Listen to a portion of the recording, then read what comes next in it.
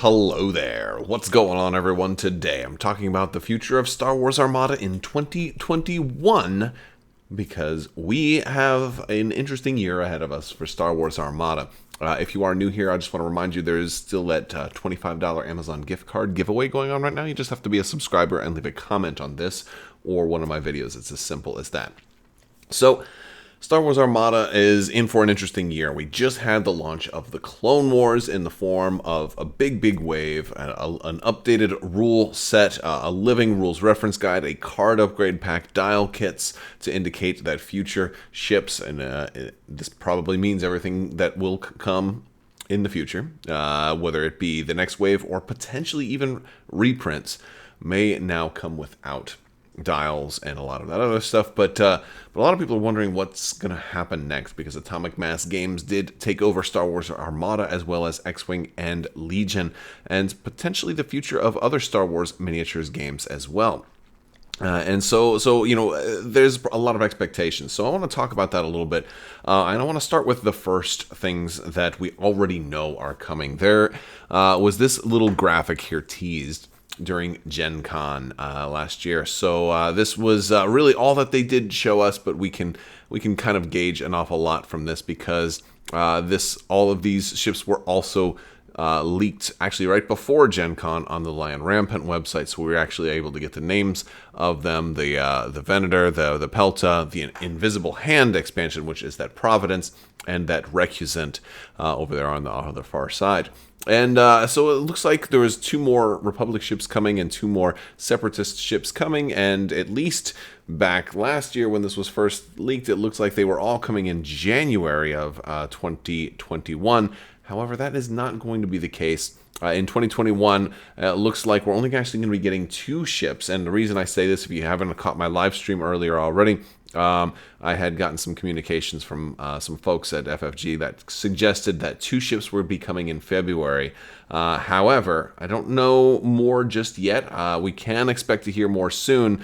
February is a very reasonable time frame to get some of these ships, and it definitely seems like this wave, if this was originally intended to be a full wave, which it certainly seems that way, will now be broken down into 2 smaller pieces.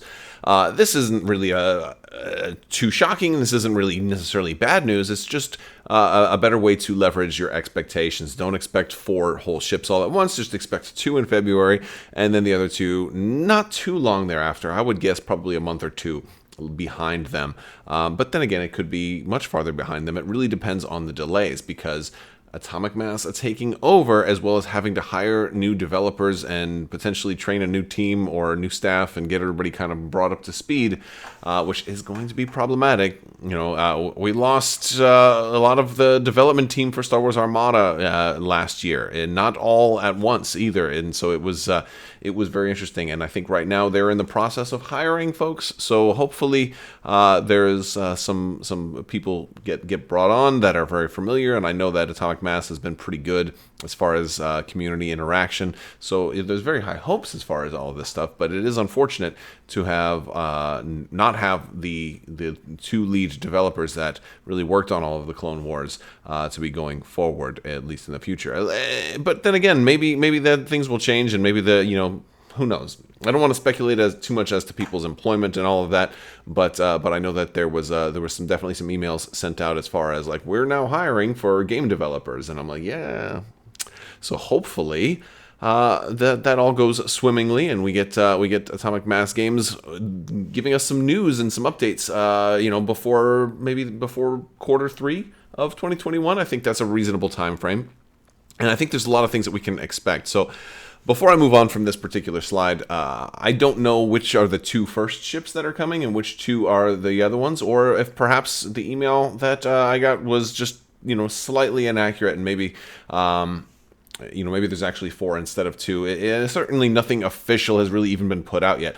I do expect a more of an official word very, very soon, because if they want at least the first of these 2 ships to be out in February, well, they're going to have to formally announce them sooner rather than later. And so that comes with an article and maybe detailing that, hey, this is actually going to be 2 different waves. And we've seen things like this happen before. It's not even a problem. It lets you save a little bit of money, lets you save your wallet. And if you Presumably, it'll be the Venator and the Invisible Hand, or that Providence, that come out first, so we can get some large ships out for those factions, and then the Recusant and the Pelta afterwards. Now, if the initial kind of leak from Lion Rampant holds true, they are calling the Venator Star Destroyer pack, which is an interesting thing because I'm going to talk about that a little bit more. Also, it looks like there might be a space station up there in the back corner. We talked a little bit with Michael Gurnis, and I was asking a hint about space stations, and it certainly wasn't smacked away like hey, that's always something that could be considered, and it made me think, wouldn't it be really cool to get a space station expansion or some kind of scenario pack that has a really cool space station miniature and a different kind of way to play? Maybe it's a miniature that you can actually field. Maybe you can get stationary units that don't move in Star Wars Armada. By the way, I've already developed something like that. If you want to check out my Deep Space Nine expansion, that's available on Crabbok.com, and you can always print it out. You don't have to use a physical miniature, but if you want to have a printout for a Deep Space Nine expansion, I actually have a whole scenario and rules written up for the station and all of that. It's one of the various different expansions that I've put on Crabbok.com, plus the AI system, which you can theoretically undo with the space station if you wanted to. If you wanted to make a fleet protecting Deep Space Nine, and then have your rebels try and run that blockade, and the Empire doesn't want to let anybody through the wormhole or something like that. You could do all of those things. So I do think we can start to predict on what the next couple of ships will be, because presumably it doesn't stop just with this, right? Presumably there were other things in the pipe, in development. I don't know where in the pipe. I don't know what kind of timeline they were going with, because Armada usually goes a lot slower than the other games. So I don't know if they were expecting it to be a year in between waves or not. I certainly hope not at this point, but I know at one point the plan was to speed things up at least a little bit, but there's also hard limits to how fast you can go, because, well, you've got only so many ships in the Clone Wars, and at a certain point you're going to exhaust them all and then have nothing left to do. So there's limits to what you can do. So the Lucrehulk is, I think, one of the first ships on a lot of people's mind for the Separatists as far as what else they can do. This is featured in so much art, it's staggering at this point. It's almost everywhere. So this is a sure thing, in my opinion, that we'll get the Lucrehulk. I think it will at least be announced in 2021. I still am very, very curious about how it will actually be. And my two biggest questions are almost sillier questions. One of them is, will it be a large ship or a huge ship? I definitely hope it's huge, but it stands to reason it could potentially be considered a large ship. And that wouldn't be the end of the world. It would be a little bit disappointing for me, because I really want to see it as a huge ship, a side-by-side base huge ship, two big bases like this, kind of supporting the arms of the donut rather than just the middle piece. Another cool thing about this is that middle dome can detach. I think in some cases, like there's images of it by itself as a ship, and I wonder if that, I don't know if that's something that Lucrehulks really do or not, but I mean, this could be a super mega awesome carrier. So I wonder if a Lucrehulk would almost be kind of like how an SSD kind of runs, a single ship build, and in some cases, or virtually a single ship build. I think it could work. I think Lucrehulk as a huge ship could work, or at least the largest large ship we have right now, because it is significantly larger than an Imperial Star Destroyer, but not like staggeringly larger. So it really all depends on where you want to draw the line, and if you don't mind putting two bases in a box like this. I don't think that's unreasonable, especially to support it properly. Otherwise, you might have some breaking, and all of that stuff. But it's iconic. My other question about the Lucrehulk is, will they go with the white versions that we saw in Episode 1, which are going to certainly be more recognizable, or will they go with that Separatist paint job, which kind of has the blue stripes with the Separatist, this Confederacy of Independent Systems logo on it? I kind of would prefer they go with this particular version, because it's certainly more recognizable, and then let people get a decal kit and put that blue stripe on there if they want. But I'd rather it be white. But granted, no matter what they do, I can always repaint it and all that stuff anyway. I think they usually don't paint lights, and this is one of those ships that's known for having lots and lots and lots of lights. So I think this one will be worthy of a repaint regardless, but looks really cool. And then talking about huge ships, I think we've got to see the Malevolence at some point. I think this one is another sure thing. This is one of those first ships that I always thought about whenever I thought about the Clone Wars in Armada.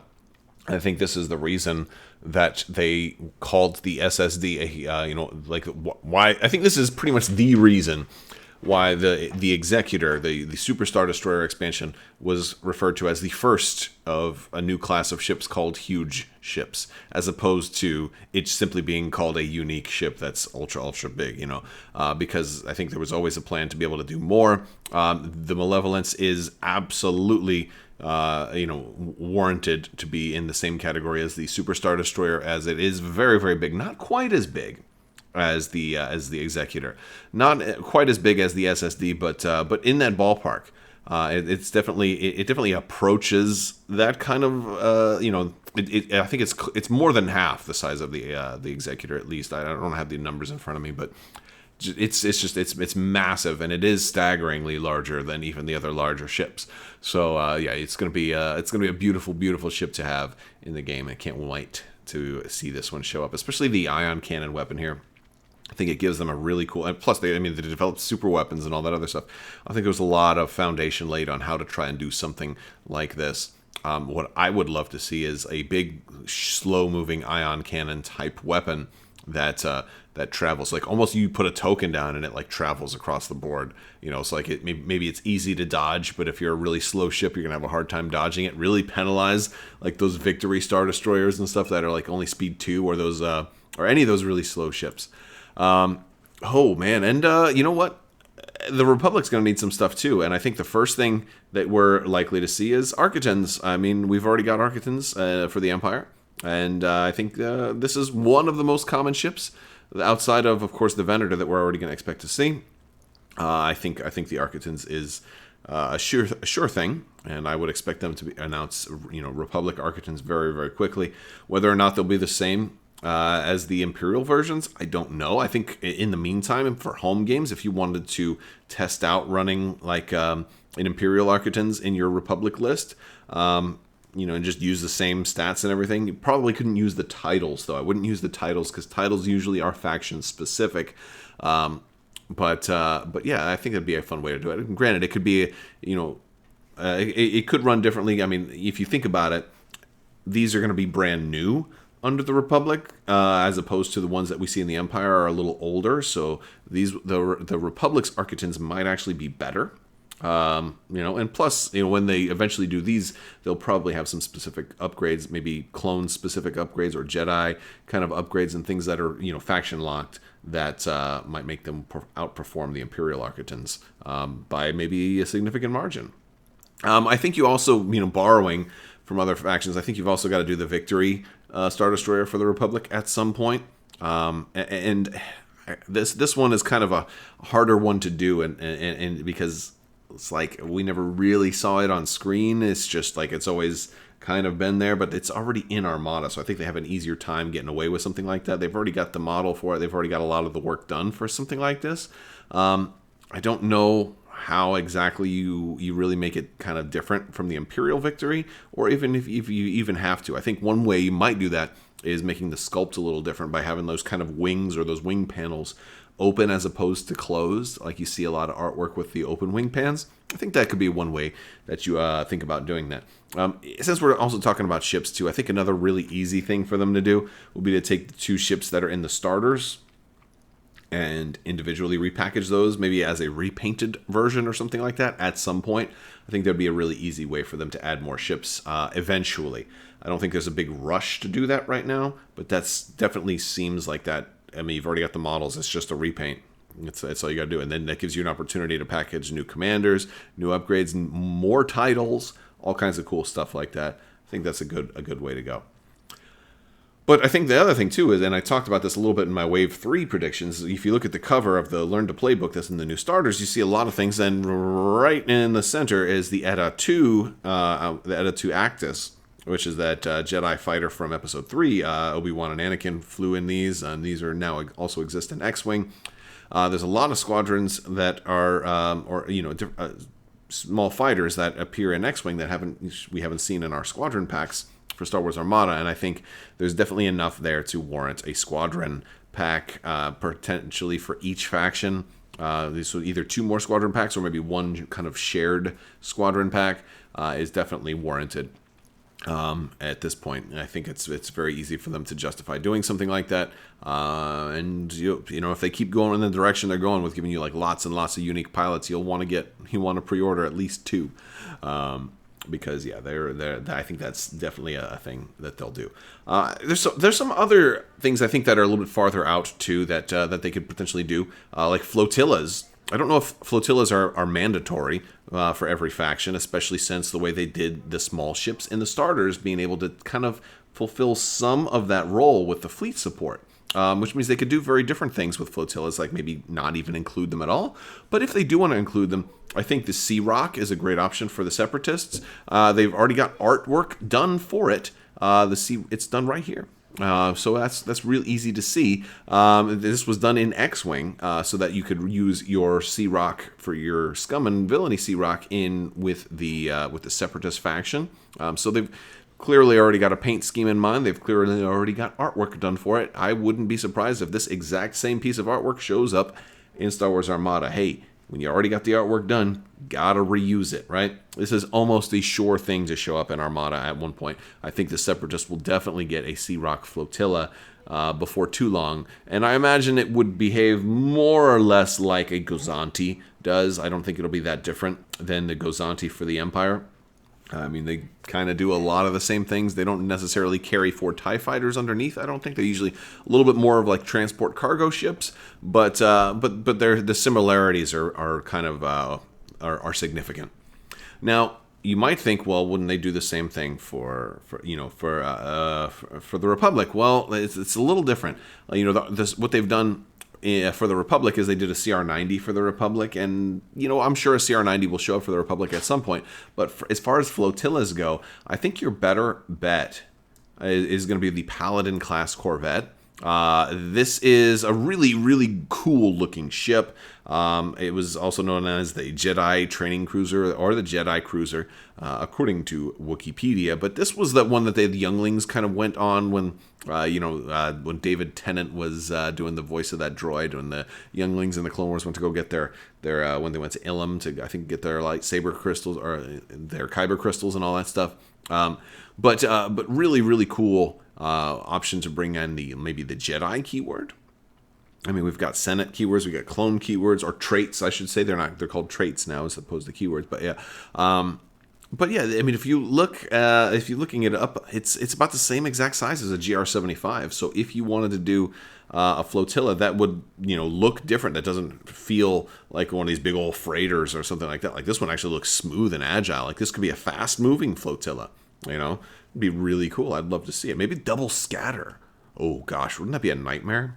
I mean, double scatter sounds completely unreasonable, but I mean, I'm not going to dismiss anything. I mean, there could be, maybe it has no guns and serves no purpose, and it's just simply there just to fly around and be in a hindrance. In that case, double scatter isn't that really big of a deal, because what do I care if I kill this thing or not? No, double scatter is probably a little bit too much. Especially since scatter and evade is just better now than it used to be even before. I think that'd be fine. But I don't know. I don't know exactly what they would want to do with something like this. It's not a very heavily armed ship, so it kind of feels like it would do a lot of the similar things that a GR75 might have done. Maybe since it's like a Jedi ship, then maybe that gives you a lot of really cool different potential things you could do. Maybe it takes multiple officers, and there's some officers that show up that are ideal for not being on a big ship because they want to support other ships, right? Some battle meditation, things like that. I think that could be really cool. I think it'd be a fun way to go. We also have to think about the Empire and the Rebels, though, because they're not dead, right? Like, they still exist in this game. And I think some of the answers are going to be quite simple. And some of the first things you do, and I know we all want to see the Dreadnoughts, whether it's the Katana Fleet version or the Rebels finale version. I've talked about that the Dreadnought class cruiser, that ship already.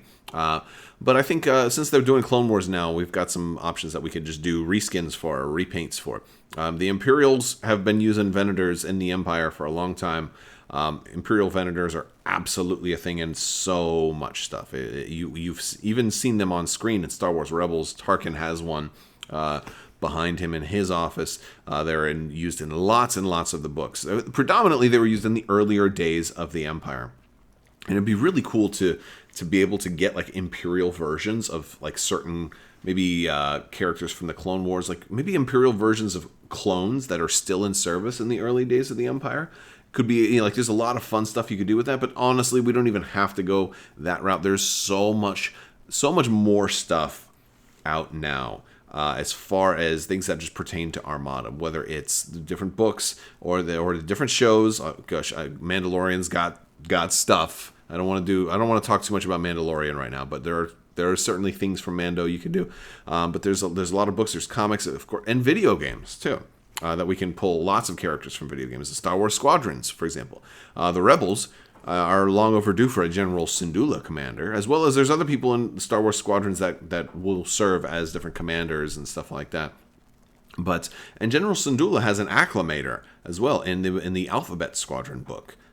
So I think you could do a Rebel acclamator. I think that makes sense. I mean, you've already got the model for it. You just got to paint it up a little differently, and go from there. I think that's a great option, and I think it'd be a really fun thing to do. Presumably, also once by the time they're getting around to doing Rebel and Empire stuff too, I think we'll need another upgrade card collection because look, it's great that now all you have to do is buy the upgrade card collection and you are good to go, but that's not always going to be the case, right? Like, it's not like they're going to start releasing ships without any upgrades. They're going to always release ships with upgrades. And I mean, I would love it if they didn't. I would love it if they just released like an upgrade card pack with every wave, and then the ships just came like with just the ship card and the title, and that's it. But I don't really think that they'll do that. I think that would be a great idea though. But I guess we'll have to see, because I feel like we're still going to be kind of tempted to buy ships for upgrades, and at some point. Even if you're just maybe you're just a clone player and you picked up the upgrade card collection and the Republic starter, and maybe that Venator comes out. Maybe you don't want to run a Venator. I can't really imagine that. Or I'll do you one better. Maybe the Pelta comes out. And you're just like, no, I just want to run Venators. But maybe that Pelta's got a cool commander, and stuff like that. And you're like, or maybe that Pelta comes with some upgrade that you just really, really want. Like, there's a really good turbo laser upgrade in there or something like that. And you just like, I need to buy that now just for that upgrade. I'd like for them to get away from that, but I don't know if they'll go that far. I think they'll kind of follow the way Legion does. And while they have their upgrade card collection, they will still continue to make stuff with upgrades. And maybe you just don't have to buy outside of faction. Is just probably the best we can hope for right now. All right, guys, that's what I kind of predict for Armada 2021. A lot of that is just kind of future daydreaming and stuff, but I would imagine at least some of this stuff gets announced in 2021. I don't know if we're going to see a whole lot of new product in 2021 outside of the 4 ships that are kind of already been teased. I think those will definitely, we'll get the first 2 in February, and then the next 2 hopefully before summer. And then it'll be interesting to see if Atomic Mass Games has a good enough handle on it to have a big meaty announcement for us by Gen Con. I'm not sure if they will or not. I think we'll get something by Gen Con, but I'm hoping it's something more substantial than something big is coming. For those of you who've been Armada fans for a long time, the Super Star Destroyer was kind of delayed by at least a whole year. Actually, it was multiple years. But when they were ready to announce it, they did say something big was coming for Armada. And everybody was like, oh my gosh, is that the Super Star Destroyer? Is that the Super Star Destroyer? And that didn't even get announced until the next Gen Con. So... And then once it was announced, it didn't get released until the Gen Con after that. So lots and lots of delays on that thing. But it finally did come out, so that's cool. But yeah, hopefully we get a better update than that. All right, guys, I want to thank you all so much for watching. Big thanks to my patrons as well. You guys are absolutely amazing, and I could not do this without your continued support. So thank you all so much. I want to thank you guys, and check the links in the description below. I will talk to you later. Thank you so much, and as always, have a great day.